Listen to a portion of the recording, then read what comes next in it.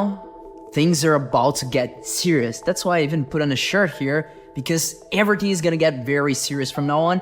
Here's where things get real. Here's where you're really gonna learn how to master the art of copywriting fast, the fastest way possible. So as I mentioned on phase 1, if you really want to master the art of copywriting, it is not about trying to become a very clever wordsmither. It's not about trying to become a very good writer in and of itself. It's all about understanding the customer's problems and getting to understand that problem so deeply and so roughly that you get to a point where you understand your audience so well that you can just pinpoint their problems, tell them exactly what's causing those problems to a level they never thought of before. And when you achieve that, they look at you as the only viable solution to those problems, because so far in their entire lives, you have been the only guy who have managed, or girl, who have managed to really understand their problem. And when they realize that, it's when you create a visceral desire for your product. So my objective here on this phase is to get you to understand the problem so deeply that you get to that point where writing just becomes natural for you. And that's what we're gonna do now. So let's get started.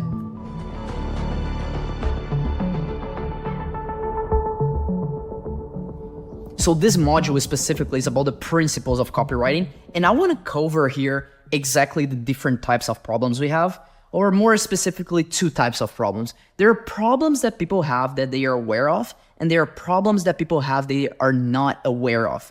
And when you can pinpoint those problems that they are not aware of and make them aware of it, that's when you create what I call visceral desire. Visceral desire is when they want your product so bad, when you want your solution so bad that on their minds, they create their own stories as why they should buy your product instead of them buying any other product out there. So it's all about looking at all these problems and figuring out, okay, they are aware of this. They are aware of this other problem as well, and they are aware of this other problem. But majority of the times, for whatever the problem is, for whatever your target customer is, they have multiple pain points, and those pain points are not actually the real problem.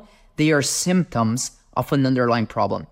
When you can say that to them and open their eyes to that reality, that those are not the real problems, they are symptoms of a deeper problem, and show them what their real deep problem is that causes all the symptoms that they are seeing in their lives, that's when you create a visceral desire. That's when you create awareness about the problem. So everything we're doing in the copywriting is surrounded about the problem. As I said before, it's all about leading with the problem.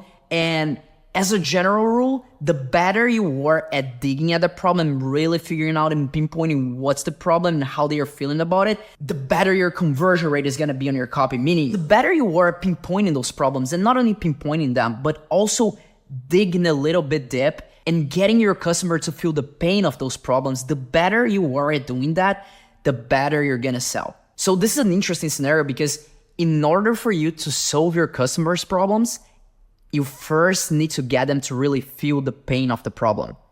And the deeper they feel this pain, the more likely they are to look for a solution and to get your solution that's gonna fix their problem in the first place. So our job as a copywriter here, I always say that you need to stab people with their problem, but only stabbing them when the problem is not enough. You have to twist the knife. That's what we do with our copy. And then once you twist the knife and once they really feel that pain, that's when you get to present a solution to them.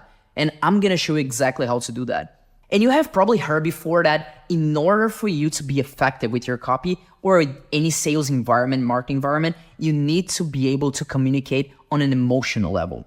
If you really think about it, the exercises we did before, they were a very shallow level of communication, and I'm gonna show you exactly why and how we can fix that. And as I said before, you first want to elicit emotion, then have a logical argument as to why people should buy from you, because then you're first communicating emotionally and then giving people a logical reason to take that decision. And as you know, people first take decisions emotionally and then they justify their decisions with logic to themselves, not even to the people around them. That can happen, but majority of the times they justify the decision to themselves first, and they do that logically, not emotionally. The emotion comes first, you first elicit emotion, but the logic part of the argument must be there. So that's why it's very important to lead with a problem and then lead to your argument after people felt the pain of the problem in the first place. So this phase, is all gonna be about uncovering your prospects' problems. And you are gonna see that problems, they just don't go one level. They have multiple layers to them and they go multiple levels deep.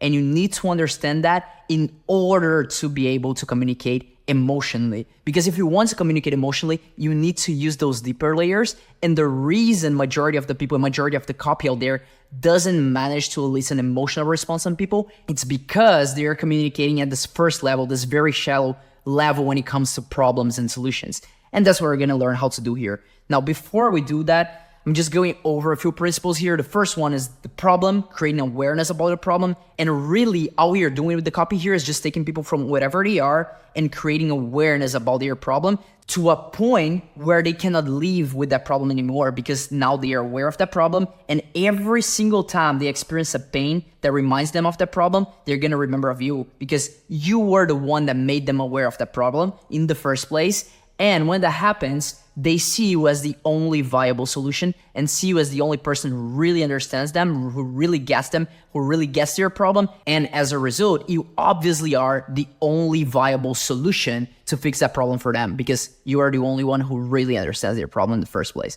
Cool? And then the second concept I want you to get here before we dive into uncovering the real problems is, I don't see myself as a writer. Exactly as I said on phase one, I don't consider myself a writer. A writer for me is someone who writes stories. They have to think about character building. They have to think about word building. They have to think about character acts. They have to think about cliffhangers and all those little details that we don't need to think about. I think myself more like a prosecutor trying to prove a case to a jury. As in, for every single sale you're gonna make, you need to go through a bunch of hoops and a bunch of steps in order for people to believe what they need to believe in order to get the sale. So whenever I want to sell something, I ask myself, what do people need to believe before I present them my product in order for them to accept the need for the sale? In order for them to accept the fact that the only possible solution for their problem is my product? What do they need to believe before I make the sale in order for that to happen? And I say that I see myself as a prosecutor trying to prove a case to a jury in that situation, because it's the very same scenario you're gonna face if you are a prosecutor trying to prove a case to a jury. So let's, for example, say that there was a case of a homicide, and then you're trying as a prosecutor to prove that this specific guy was the guy that committed the homicide there. What does the jury, what does the judge, what do they need to believe in order for them to accept that that guy was the one shooting that person in the first place? Well, probably they need to believe that he was the one that fired a shot, right? Now, before they believe he was the one that fired a shot, they probably need to believe that he was the one holding the gun, right? In order for them to believe that he was holding the gun, they probably need to believe that he was there in that specific place. Let's say it was a room. He was there in that specific room at the moment the homicide happened. So in order for them to believe that he was there in that room in the moment that homicide happened, they probably need to believe that he wasn't somewhere else.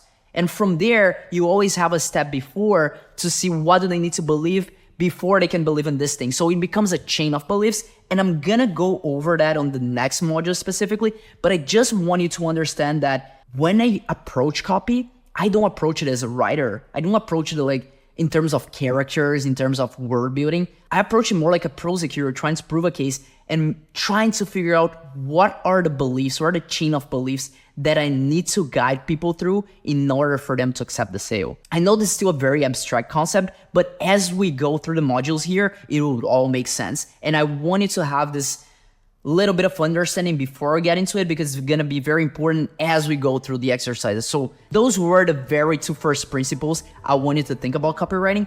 And now we are gonna start talking about the problems and how to really figure out what your audience's problems are and what are the multiple levels of problems they have.